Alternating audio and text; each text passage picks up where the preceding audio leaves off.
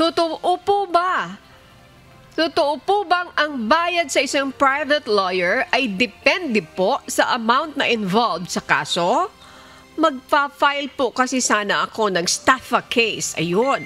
Impang, Yes. etong sagot ni Attorney Noel Valerio. Opo. Thank you po. Yes, isa sa konsiderasyon po yung gaano kalaki, gaano kababa yung amount involved sa kaso. Pero ang maraming konsiderasyon 'yan. Halimbawa, yung isang lawyer kinuha mo, iba't ikang lawyer, isang lawyer na matagal na kilalang-kilala sa siyudad, na magaling, meron siyang estado ko, na-establish na yung pangalan niya. So, iba rin ho yung bayad ho doon. So, ang daming konsiderasyon, yung gravity or difficulty of the work to be undertaken, yung number of years kung saan naging lawyer na, and then yung pangalan ho mismo ng lawyer. So, maraming konsiderasyon. So, isa lang sa konsiderasyon po yung amount. Kung halimbawa, kasi karamihan dyan sa lawyers, kapag aside from charging the normal fees, no? Kasi meron naman tayong pag pumunta ka ng Supreme Court website, may nakalagay doon na magkano yung fees ng bawat lawyers, no? Yung regular fees para sa makaso, hindi bawat lawyer. And then tinataasan, binababahan na lang ho ng lawyer. Kumbaga sa bilihin may SRP selling, yung SRP na tinatawag. May SRP. Ganun pala yun.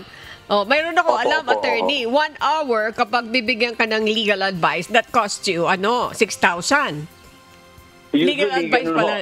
5, 6, 10, depende ho sa lawyer. Kita mo na yan, Miss Jackie, ha?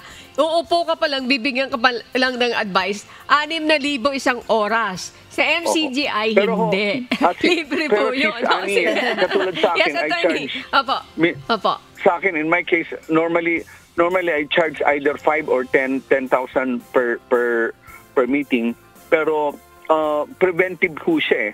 Hindi siya yung, kumbaga pag kinonsult mo sa akin, ang objective ko para mabawasan yung baka may possibility na ma-settle, may possibility na hindi ka na mag-file ng kaso, baka may possibility na, dahil sa walang merits yung kaso, sinasabi ko na huwag ka na mag-file, but I charge consultation fee to that extent. Ayan. So, attorney is very honest. But as ito siya, kung tatanggapin niya na yung kaso, sa MCGI Law Center, libreng ibinibigay po ang yes. Opo. payong legal, Miss Opo. Jackie. Malaking tipid nyo dyan, Miss Jackie, di ba po? Opo. So, naintindihan na natin. Yes, Siyempre, opo. attorney, may office yan, Miss Jackie. May mga secretary, nagagamit ng Opo. ilaw at tubig. Pagka maghihiring, may kotse yan. Hindi naman pwede mag-jeep, nagbibihis, kumakain, di ba po? Pero marami tayong Opo, mga, di ba, attorney? Kaya, syempre, Opo. malaking tulong, mga kasambahay. Syempre, sa MCGI, tayo po Opo. naman dito ay naglilingkod sa ating mga kababayan. Kaya, panalo kayo, ha? Libre yung binibigay Opo. na payong ligay.